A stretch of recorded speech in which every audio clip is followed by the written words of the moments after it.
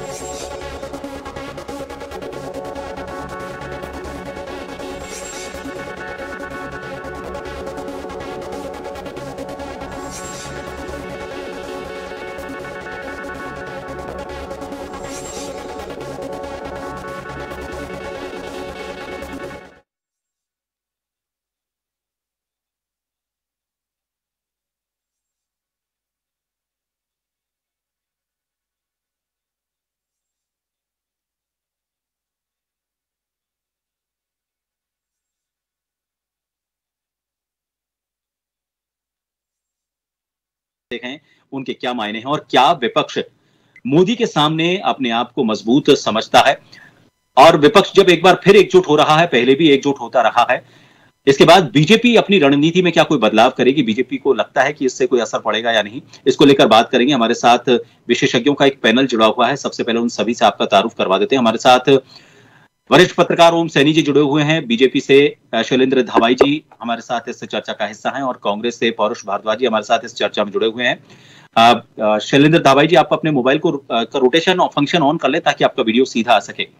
चलिए शुरुआत करते हैं। सबसे पहले तो ओम सैनी जी से इस चर्चा की शुरुआत करना चाहेंगे। ओम जी, पहले भी कई कोशिशें होती रही हैं। 2024 से पहले जो कोशिश की गई थी 5 साल पहले, तब क्या हश्र रहा? हालांकि विपक्ष का यह कहना है कि जो एकजुटता रही विपक्ष की, उसकी वजह से सीटों में इजाफा हुआ है। आपको लगता है कि इस बार जो शक्ल नजर आ रही है विपक्ष की और विपक्ष की एकजुटता की, और कर्नाटक में अगर हम उसको कहें कि एक शोरीन उन्होंने बताने की कोशिश की है, किस तरह का असर 2024 के चुनाव पर और उस सियासी तस्वीर पर दिखेगा?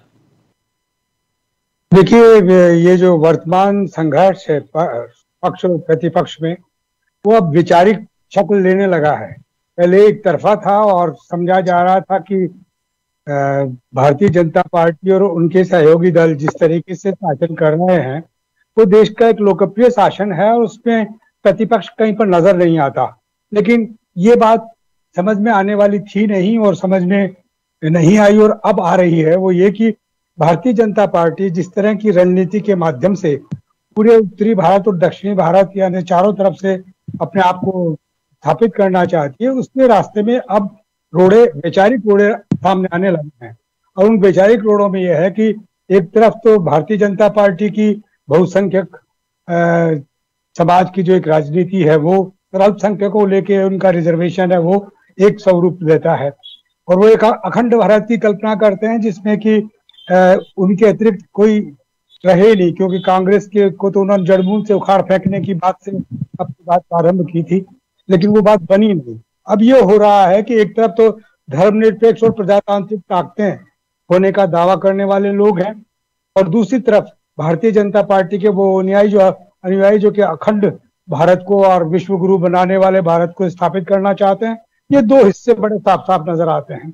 उसका आज एक स्वरूप कर्नाटक में देखने को मिला, जहां पर आपको बिहार, छत्तीसगढ़, हिमाचल, जम्मू कश्मीर, झारखंड, कर्नाटक, केरल, महाराष्ट्र, राजस्थान और तमिलनाडु, इनके जो मुख्यमंत्री और इनके प्रतिनिधि जिनके साथ में कोई तकरार और कोई विवाद नहीं है, वो लोग मौजूद थे और ये लोग रिप्रेजेंट करते हैं 235 लोकसभा क्षेत्रों को।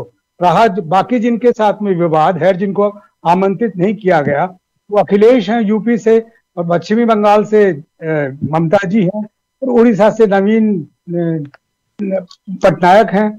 और ये तीन महत्वपूर्ण वो हैं। इधर आप साउथ में वो देख लीजिएगा तो जगन्नाथ, वो जो आंध्रा के और जगन रेड्डी, हाँ, आंध्रा के और तेलंगाना के जो मुख्यमंत्री हैं और प्रभावी हैं, वो भी एक विवाद रखते हैं, तो उनके साथ में जिनको विवाद रखते हैं उनको आप अलग रख दीजिए, उनके साथ में समझौते अलग किस्म से होंगे। लेकिन जिनके साथ में विवाद नहीं है और निश्चित रूप से वो 1-to-1 लड़ाई लड़ना चाहते हैं, 1-to-1 इस विचार को लेकर के, और लोकसभा का चुनाव करना चाहते हैं, विधानसभा के चुनाव में उसी तरीके से आगे बढ़ने की प्रक्रिया वो अभी आने वाले 3 चुनाव में करने की बात सोच सकते हैं और कर सकते हैं।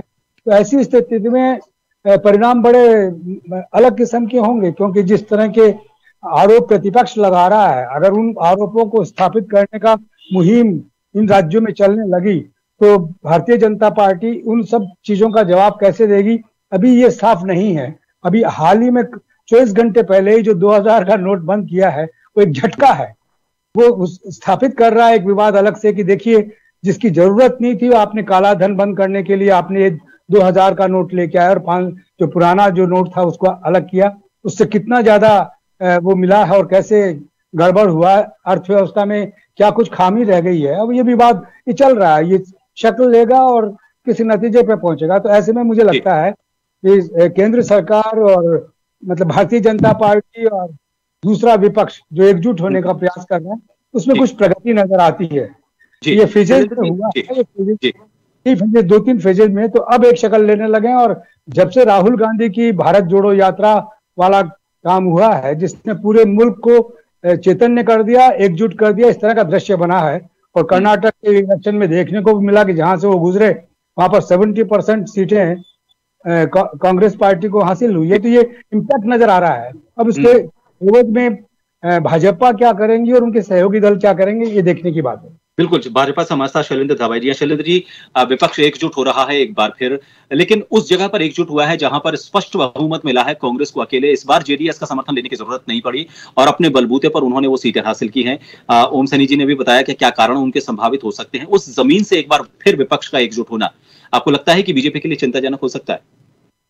बिल्कुल भी नहीं, भारतीय जनता पार्टी के लिए कोई चिंताजनक नहीं है। आपको अगर ध्यान हो तो 2018 में भी ऐसा ही एक मेगा शो बेंगलोर में ही हुआ था, जब आपने देखा था कांग्रेस पार्टी और जेडीएस की गठबंधन की सरकार बनी थी। तब तमाम विपक्षी दलों को, वहां नेताओं को बुलाया गया था और वो एक बहुत बड़ा मेगा शो था। आज तो मुझे लगता है कि शायद 9 विपक्षी दल के नेता ही पहुंच पाए और 2018 का जो एकजुटता दिखाने का कार्यक्रम था वो मुझे तो नहीं लगता इस बार 2023 में वो देखने को मिला हो। और आपने देखा होगा कि ममता बनर्जी इसमें नहीं थी, मायावती जी इसमें नहीं थी, अखिलेश यादव जी इसमें नहीं थे, जो केसीआर है वो नहीं थे, बीजू जनता दल नहीं थे, जगन रेड्डी जी नहीं थे। तो तमाम बहुत सारे ऐसे विपक्षी, अरविंद केजरीवाल जी नहीं थे, तो बहुत तमाम ऐसे विपक्षी दल हैं जो आज नहीं थे। तो मुझे नहीं लगता कि कोई एकजुटता विपक्ष में बन पाएगी, क्योंकि हर पार्टी की अपनी विचारधारा है, एजेंडे हैं और उसके साथ साथ हर पार्टी के एस्पिरेशंस हैं। आप देखिए जितने भी ये लीडर हैं ये सब ये देख रहे हैं कि आज अगर थर्ड फ्रंट कोई गठबंधन की सरकार बनती है और हम सब विपक्षी एक होते हैं तो उसमें प्रधानमंत्री का चेहरा कौन होगा। कभी ममता बनर्जी अपने आप को प्रधानमंत्री का चेहरा मानती हैं, कभी नीतीश कुमार जी अपने आप को प्रधानमंत्री का चेहरा मानने की कोशिश करते हैं, कभी अरविंद केजरीवाल जी। अभी आपने देखा होगा केसीआर राव जी ने भी एक राष्ट्रीय पार्टी बना दी है बीसीआर करके, तो उनके भी एस्पिरेशंस हैं कि वो भी कभी भारत में प्रधानमंत्री बने और इस तरह की कोई गठबंधन की सरकारें आए और हैंग पार्लियामेंट आए तो निश्चित तौर पर उनको भी चांस मिल सकता है। तो तमाम बातें, तो मुझे नहीं लगता कि कोई प्रासंगिकता है विपक्षी दलों में। ये पहले भी हमने मेगा शो देख चुके हैं और आज तक जो जहाज बेंगलोर 2018 में उड़ा था, क्योंकि बेंगलोर जो है वो एरोस्पेस के लिए भी जाना जाता है, वो जहाज कहां लैंड हुआ आज तक पता नहीं चला विपक्षियों का। वो जहाज सारे विपक्षी दलों को लेके जो 2018 में उड़ा था वो आज तक लैंड हुआ नहीं। अब ये 2023 में कुछ विपक्षी दलों के साथ अगर उड़ान भरते हैं तो वो लैंड कहां होगा ये कहना बड़ा मुश्किल है। चलिए, पौरुष भारद्वाज जी कांग्रेस से हमारे साथ जुड़े हुए हैं। पौरुष जी, आपने सुना जो समीक्षा रही वरिष्ठ पत्रकार के तौर पर, वो भी आपने सुनी।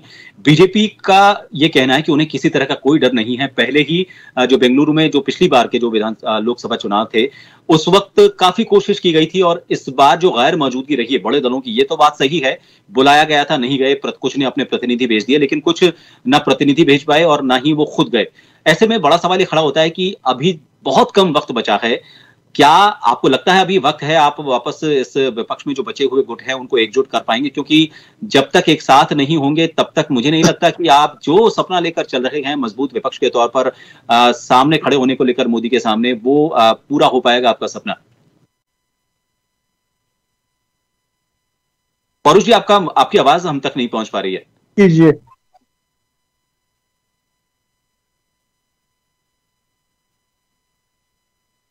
आप इस ईयरफोन को निकाल दीजिए एक बार, हो सकता है कई बार ईयरफोन की वजह से ना आ रही हो, इसको निकाल दें, डायरेक्ट आपकी आवाज आ जाएगी। सर ईयरफोन में तो बिल्कुल नहीं, ईयरफोन के बिना तो बिल्कुल ही नहीं आ रही। हेलो? नहीं, आपकी आवाज हम तक आ रही है बिल्कुल, ईयरफोन हटाने पर आपकी आवाज हम तक आ रही है। अब आ रही है, अब आ रही है। जी जी जी जी, बोलिए जी। मैं ये बात कहना चाहूंगा, जो शैलेंद्र जी भाई साहब ने ये बात कही कि भाई हमें इस चीज की परवाह नहीं है कि क्या गठबंधन बनने जा रहा है और क्या हो रहा है, तो मैं कहना चाहूंगा कि इस मामले में तो प्रधानमंत्री जी खुद ही कई बार वक्तव्य दे चुके हैं। एक बार उन्होंने भाषण में कहा कि भाई हमारा क्या है, हम तो फकीर आदमी, हम झोला लेकर के उठ चलेंगे, ले चलेंगे यहाँ से। तो निश्चित तौर पे इनको परवाह करनी भी नहीं थी, क्योंकि इन्होंने इनके जो भी इनके मुद्दे थे, आप देखिए इनकी जो भी इन्होंने अब तक की स्कीम्स लागू करी, क्या उसमें से एक भी स्कीम सफल हुई? आपने जीएसटी पर विपक्ष को एकजुट नहीं कर पाने का मेरा सवाल था। उन्होंने जो कहा वो अलग बात है, लेकिन विपक्ष क्या एकजुट हो पाएगा? अभी तो कई लोग, ममता बनर्जी नहीं आई हैं, अरविंद केजरीवाल नहीं आए हैं, और भी कई नाम है, रेड्डी की बात करें, केसीआर की बात करें, ये सभी नदारद रहे वहां से, तो कैसे एकजुट होंगे?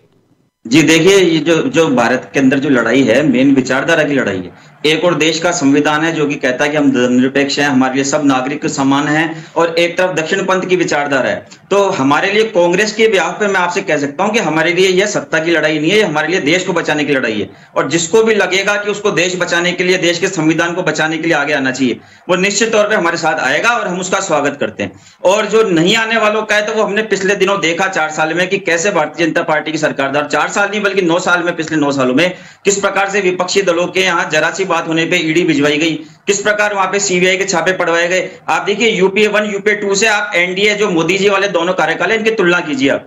हमारे ऊपर भी आरोप लगते थे, हमारी सरकार में भी हमारे मंत्रियों के ऊपर भी आरोप लगते थे, हम लोग तुरंत उस समय उनकी जांच बैठवाते थे, और हमने कईयों में हमने एफआईआर दर्ज कराई, और हमने कईयों से इस्तीफे लिए, और हमने कईयों को जेल भी भिजवाया, भले वो बाद में बाइज्जत बरी होकर के आ गए। पर मैं इनसे पूछना चाहूंगा कि ये जिस प्रकार से लोकतंत्र को चलाना चाह रहे हैं, जिस तानाशाही तरीके से लोकतंत्र को चलाना चाह रहे हैं, जिस प्रकार से विपक्षी दलों पे आए दिन ये लोग बिना किसी मामले के ईडी जाती है, सीबीआई जाती है, तो ऐसे में कुछ लोग हो सकता है नहीं आ रहे, लेकिन आप ये मत समझिए कि वो आपके साथ हैं। समय आने पर जो देश के लोकतंत्र को और देश के संविधान को, धर्मनिरपेक्ष संविधान को बचाने वाली ताकतें निश्चित तौर पर हमारे साथ आएगी, और जो नहीं आएगा उसको जनता को जवाब देना होगा।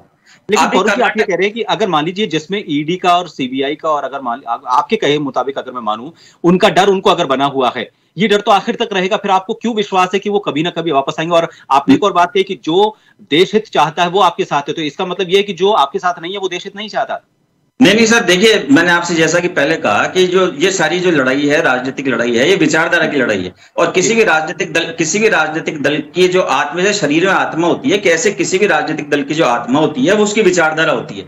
कोई राजनीतिक दल यदि अपनी विचारधारा से भटक जाता है तो निश्चित तौर पर समाप्त हो जाता है। भारत के संविधान की जो मूल भावना, जो धर्मनिरपेक्षता और जो सबको साथ लेके गरीबी अमीरी के बीच का अंतर मिटाने वाली है, और जो उद्योगों को भी बढ़ाना है, परंतु हमें जमीन पे बैठा हुआ आम किसान, आम गरीब, आम शोषित वर्ग, आम वंचित वर्ग है, उसको भी साथ लेके चलना है। तो हमारी जो विचारधारा और जो संविधान के अनुरूप वाली विचारधारा है हमारी, तो हम उसको आगे लेकर के चल रहे हैं। और भारतीय जनता पार्टी, आप देखिए कितना बड़ा दुर्भाग्य की बात है कि भारतीय जनता पार्टी के जो प्रधानमंत्री और जो सरकार है, उन्होंने देश के संविधान के नाम की शपथ ली, परंतु आप इनका देखिए, इनका सारा फोकस जो रहता है चुनाव के अंदर, वो टोटल तुष्टीकरण पे और एक धार्मिक आधार पे लोग चुनाव लड़ते हैं। पिछले दिनों कर्नाटक में हमने देखा कि वहां की जनता ने इनको कैसे खारिज किया। एक छोटी सी घोषणा पत्र में हमारे द्वारा कुछ आतंकवादी संगठन और कुछ सांप्रदायिक संगठनों को बैन करने की बात की गई। इनके पास आप देखिए, इनके पास 8 साल वहां के चुनाव में 8 साल के लिए केंद्र सरकार की बताने के लिए इनके पास कोई उपलब्धि नहीं थी। इनके पास राज्य सरकार की, वहां पे इनकी सरकार की उसकी कोई उपलब्धि नहीं थी। इन्होंने वहां पे सांप्रदायिक ध्रुवीकरण करना चाहा और वहां की जनता ने इनको जवाब दिया, और उसका जो परिणाम आए, तो निश्चित तौर पर देश की जनता की भी आंखें खुली है और देश के राजनीतिक दलों की भी आंखें खुली है। अब जो देश की संविधान की मूल भावना के साथ जो राजनीतिक दल चलेगा, जनता भी उसे ही स्वीकार करेगी। कर्नाटक के चुनाव ने साफ संदेश दिया। जी ओम जी, यहाँ पर ये बात तो सही है कि प्रधानमंत्री के नाम को लेकर सबने अपनी अपनी दावेदारी करी है। नीतीश कुमार अपनी एक अलग राह पर चल पड़े हैं, विपक्ष को एकजुट कोशिश कर रहे हैं करने की, लेकिन इसमें अगर ममता बनर्जी की बात करें, नीतीश कुमार की बात करें, कांग्रेस अगर राहुल गांधी के नाम को आगे लेकर चलती है, उधर से दक्षिण से भी कुछ नाम सामने आते हैं। आपको नहीं लगता कि निजी जो स्वार्थ हैं उनको लेकर जो टकराव है वो अभी भी एक बहुत बड़ा व्यवधान है। और आपको इसका उपाय क्या नजर आता है, क्योंकि बिना चेहरे के विपक्ष कब तक रहेगा? देखिए, मैंने जब कहा कि साहब फेजेस के अंदर चीजें वैचारिक रूप से एकजुट हो रही हैं, आज मैं आपकी सूचना के लिए बता दूं कि अखिलेश को, ममता बनर्जी को और पंजाब के चीफ मिनिस्टर को और केजरीवाल जी को, इनको आमंत्रित ही नहीं किया गया, क्योंकि इनका अखिलेश को भी मतलब इनका अपना एक रुझान है, अपनी कंडीशंस के साथ में ये मोर्चे में शामिल होना चाहते हैं। ये जो आज का संकेत गया है कि आप कंडीशंस के साथ में नहीं, क्योंकि ममता बनर्जी ने बिगड़ कहे तो तारीफ कर दी और उधर अखिलेश ने भी बिगड़ कहे तारीफ कर दी जब कर्नाटक में विजय हो गई। तो ये समन्वय, ये अपॉर्चुनिस्टिक टर्न्स का जो सिलसिला है उसको एक्सेप्ट नहीं करते। इसी तरीके से भारतीय जनता पार्टी भी इस तरीके से नहीं, अपने विचारधारा के तहत वो लोगों को एकत्रित कर रहे हैं, उनके मुताबिक इस देश को, इस समाज को स्थापित बनाना चाहते हैं, चलाना चाहते हैं। कोई अनडेमोक्रेटिक आप आरोप लगाइए और आप अपनी बातों से स्थापित कीजिए लोगों से, लेकिन संवाद का जो जरिया है वो अलग किस्म से हो। यूपीए 1, यूपीए 2 पता है किस तरीके से एनडीए को परास्त किया और किस तरीके से वो सरकारें चली। तो ये आता जाता रहता है। अभी जो मुद्दा बना है वो ये है, आरोप ये बन रहा है कि सब डेमोक्रेटिक और सेकुलर फोर्सेस अपने आप को यूनाइट कर रही हैं।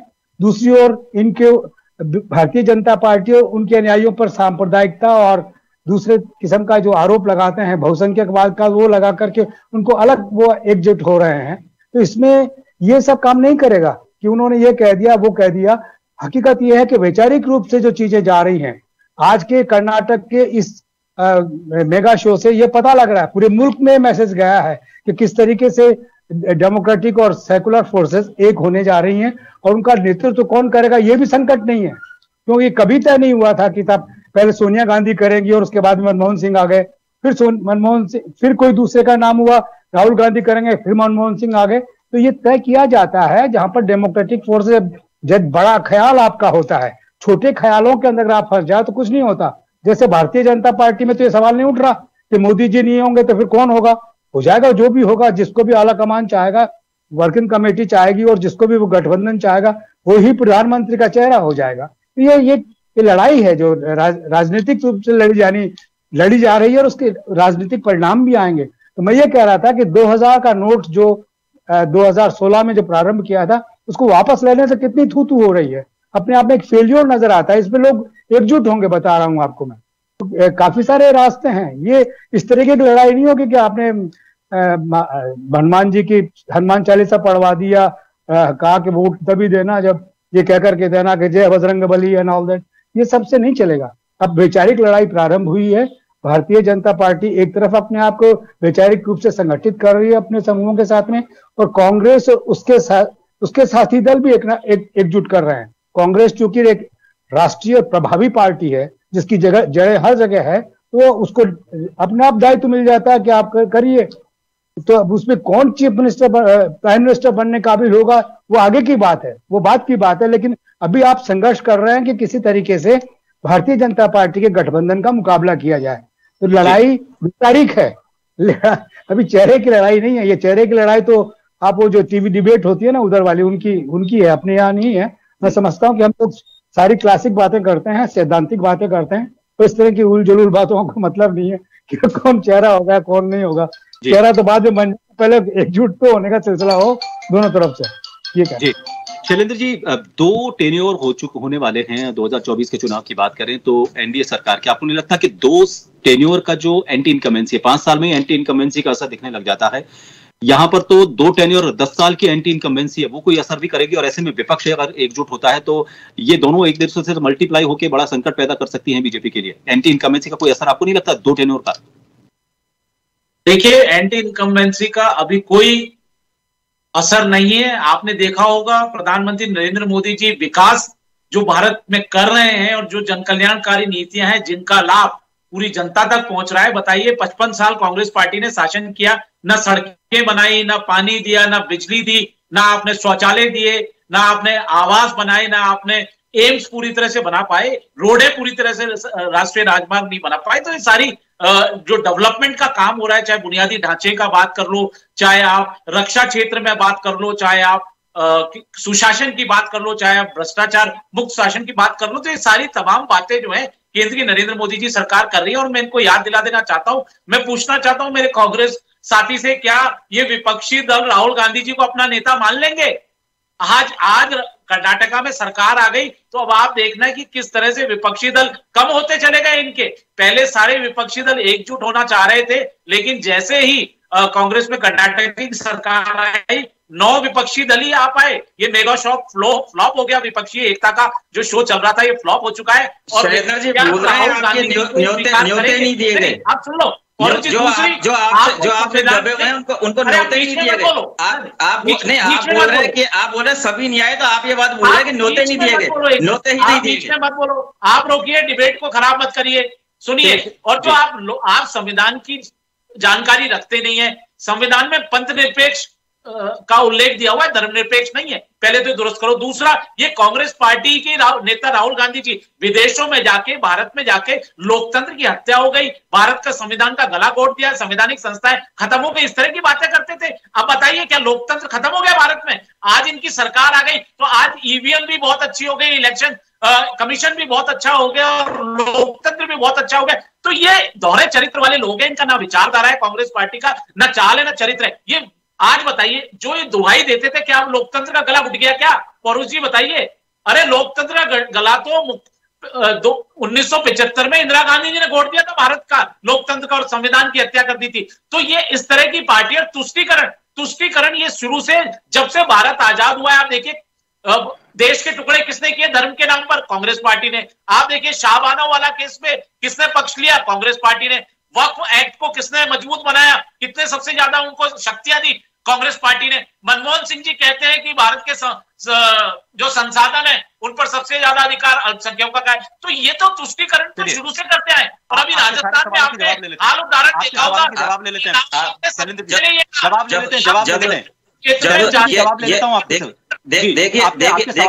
लेते हैं पौरुष जी से। पौरुष जी देखिए शैलेंद्र जी आपको जानकारी दुरुस्त करने की आवश्यकता है। मैंने जैसा कि कहा कि भारत का संविधान धर्मनिरपेक्ष है, पंथ निरपेक्ष है, वो सिर्फ एक पर्यायवाची शब्द का फर्क है।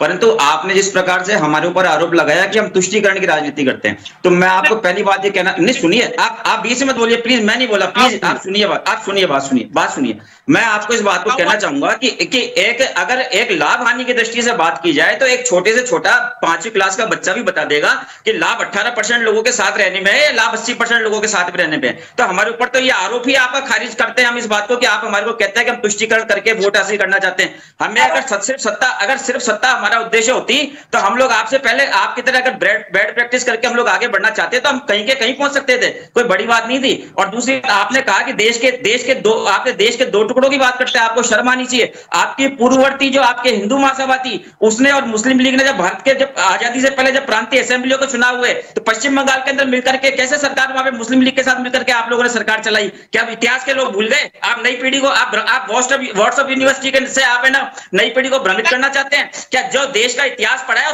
उसको यह भी चीज पता है कि मुस्लिम लीग के साथ मिलकर के हिंदू महासभा ने पश्चिम बंगाल के अंदर आजादी से पहले सरकार चलाई है? और जिस मुफ्ती मोहम्मद जी की बेटी को आप लोग आतंकवादी जी की बुआ कहकर संबोधित करते थे, जो आप जगह जगह उनको अब ये बोलते थे कि सारे आतंकवादियों की जननी ये पीडीपी है, उसके साथ आपने कैसे वहां पे कश्मीर के अंदर सरकार चलाई? ये लोग भूले नहीं है, तो अभी ताजा घटनाक्रम है। और आप जिस प्रकार के आरोप लगाते हैं, और आप देखिए सबसे बड़ी बात, अगर हमने कुछ गलत किया तो जनता ने हमें घर बैठाया, लेकिन आप हमारे नाम पे कब तक राजनीति करेंगे? बताइए, आप 9 साल में आपकी क्या उपलब्धि रही, इस बात का जवाब दीजिए। आप बताइए 9 साल में आपने क्या काम किया? आप विपक्ष में थे तभी भी आप कांग्रेस को कोस देते हैं, जब भी आप नेहरू जी से आपको चिंता होती थी, और आज भी आपको नेहरू जी से चिंता होती है। और देखिए सबसे बड़ी बात, मैंने जैसा कि पहले कहा कि राजनीति में विचारधारा एक बहुत बड़ा फैक्टर होता है। आप लोग देखिए, एक तरफ तो आप गोड से समर्थक बनते हैं, आपके भारतीय जनता पार्टी के तमाम कार्यकर्ता, आपसे जुड़े हुए लोग, तमाम तरह के लोग हैं, वो गोड से के अनुयायी करते हैं। कल प्रधानमंत्री जापान गए, वहां पे जाकर गांधी जी की प्रतिमा के आगे क्यों उन्होंने शीश नवाया? मैं आपसे पूछना चाहता हूँ इस बात को। डबल विचारधारा है आप लोगों की। आप लोग से आरोप लगा के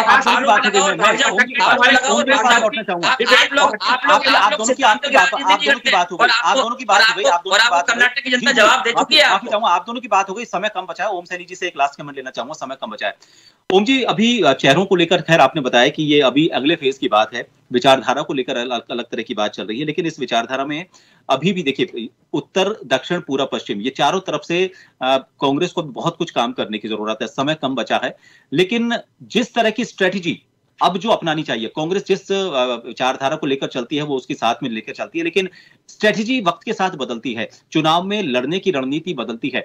अभी उस रणनीति को भी अपडेट करने की जरूरत है। वो जो पुराने जो ढर्रे थे, पुराने जो तरीके थे चुनाव लड़ने के, उनसे थोड़ा सा 2 कदम आगे बढ़कर, क्योंकि ये देखा जाता है कि सामने वाले हमारे सामने किस तरह का प्रतिद्वंदी है, उसके हिसाब से आपको अपने दांव बदलने पड़ते हैं, दांव पेच बदलने पड़ते हैं। कांग्रेस को भी थोड़ा सा अपना बदलना पड़ेगा, ढर्रा काम करने का तरीका बदलना पड़ेगा। ये नहीं, हम लोग इतनी बड़ी पार्टी को इस तरह से इंस्ट्रक्ट नहीं कर सकते। ये आपका ख्याल हो सकता है, मेरा ख्याल हो सकता है, लेकिन हम बताएं उन्हें कि आपको स्ट्रेटेजी क्या करनी चाहिए। जिन्होंने अपना जीवन खपा दिया राजनीति करते करते, हम नहीं सजेस्ट कर सकते। हम तो ये बता रहे हैं कि क्या हो रहा है, कैसा दिख रहा है, हो रहा है और दिख रहा पे बोल रहे हैं। बाकी कैसे करेंगे कैसे नहीं करेंगे वो जाने और उनका काम जाने। भारतीय जनता पार्टी अपने आप को जाने और कांग्रेस अपने आप को जाने। हम सजेस्ट नहीं करेंगे, हमने रिजेक्ट करेंगे। हमने जो कुछ नजर आया, मेरे को लगा कि ये लोग जो इत्तेफाकियां रख रहे थे और तारीफ कर रहे थे, उन अवसरवादी तत्वों को उन्होंने परे रखा है। चाहे वो पटनायक हो, चाहे अखिलेश हो, चाहे ममता बनर्जी हो, चाहे केसीआर हो, चाहे जगन्नाथ हो, उनको ही बुलाया है जिनके साथ में सामने हुआ। केजरीवाल को भी अलग रखा है। ये तो इसका मतलब कि मजबूती के साथ में, समझ के साथ में ये अपना संगठन बनाने जा रहे हैं। जिन लोगों के साथ में जा रहे हैं वो 235 संसद क्षेत्र आते हैं, उसके अंदर पंजाब को परे रखा उन्होंने, दिल्ली को परे रखा, इनको रखा ना। तो ये तो मैं कह रहा हूँ कि पोलराइजेशन हो रहा है। क्योंकि भारतीय जनता पार्टी भी अपने आप को पोलराइज करेगी तो वैचारिक युद्ध होगा, वो बहुत अलग किस्म का होगा। लेकिन हम ये टिप्पणी नहीं कर सकते कि इनको ये कर लेना चाहिए, इनकी मर्जियां जैसे करें, लेकिन हम जो देख रहे हैं वो बता रहे हैं कि दिस इज व्हाट, ये क्या हो रहा है ना। तो ऐसी टिप्पणी हम नहीं करेंगे कि आपको ये सुधार लेना चाहिए, कर लेना चाहिए। अपने आप भी जो होगा भुगतेंगे। अगर अच्छा करेंगे तो अच्छा होगा और बुरा करेंगे तो क्या होगा। बिल्कुल, देखिए समय बहुत कम बचा है, लेकिन जिस तरह की कोशिशें राजनीतिक दल कर रहे हैं, सबके अपने अपने तरीके हैं काम करने के। उन तरीकों के बीच में 2024 पे उन तरीकों का कितना असर पड़ता है, एकजुटता कितनी हो पाती है और अपनी विचारधारा को कितना साथ लेकर चल पाते हैं। अगर किसी तरह की कोई वैचारिक लड़ाई है तो बीच का कौन सा रास्ता निकाला जा सकता है, और इन सब के बीच बीजेपी अपने आप को कहां पाती है, वो अपने को अभी भी उतना ही मजबूत पाती है, या उसका कहना है कि उन पर किसी तरह का कोई असर नहीं पड़ेगा, उनको कोई स्ट्रेटेजी चेंज करने की जरूरत नहीं है, उनके पास एकमात्र चेहरा है मोदी, और उसके बलबूते एक बार वो फिर देखेंगे। देखना होगा कि 2024 में थोड़ा सा वक्त है, लेकिन जिस तरह की कोशिशें अभी से शुरू हो गई हैं, सियासी गलियारों में भगदड़ जो शुरू हो गई है, वो जरूर इस बार के 2024 के चुनाव को रोचक बनाती है। बहुत बहुत शुक्रिया आप सभी का हमसे इस खास मुलाकात में, बड़ी खबर में जुड़ने के लिए। नमस्कार।